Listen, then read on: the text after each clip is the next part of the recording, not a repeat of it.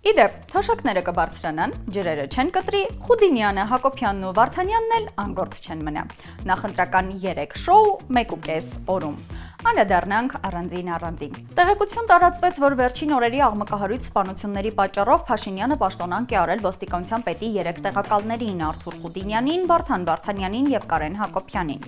Մեկ օր անց Վանաձորում դանակահարվեցին 2 եղբայրներ, իսկ այն պաշտոնյաները, ովքեր ազատվել էին հենց նման իրավիճակների պատճառով, նշանակվեցին ՆԳ նախարարի խորհրդականներ։ Թե ինչ խորհուրդներ պետք է տան, մնում է միայն գուշակել։ Պետբյուջեի նախագծում թոշակների բարձրացման հարց չկար, Փաշինյանն էլ համարում էր, որ ավել 10,000 դրամը թոշակառուն չի իմանա ինչպես ծախսել, եւ հանկարծ թոշակառուների բողոքների եւ այն հայտարարությունների ֆոնին, որ իրենք Փաշինյան չեն ընտրի, Փաշինյանը որոշեց գնել այդ ձայները եւ բարձրացնել թոշակները ընտրություններից 2 ամիս առաջ, շատ խորհրդանշական օր, ապրիլի 1-ից։ Մինչև որքան կտևի շոուն, այս պահին հայտնի չէ։ Եվ վերջապես ջուրը։ Veolia ջուրը հայտարարեց, որ մայիսի 1-ից մինչև սեպտեմբերի 16-ը ողջ երկրով գիշերները անջատելու է ջրամատակարարումը, ինչն իհարկե առաջացրեց ժողովրդի զայրույթը եւ հնչեց հարց. հեծից բողոքող եւ այն խլող կառավարությունը Veolia ջրին ասելիք չունի։ Եվ հանկարծ կառավարությունը միջամտեց ու հայտարարեց, որ ջրամատակարարման խնդիրներ չեն լինի։ Իսկ թե ինչպես մի քանի ժամում եւ մեկ հայտարարությամբ լուծեցին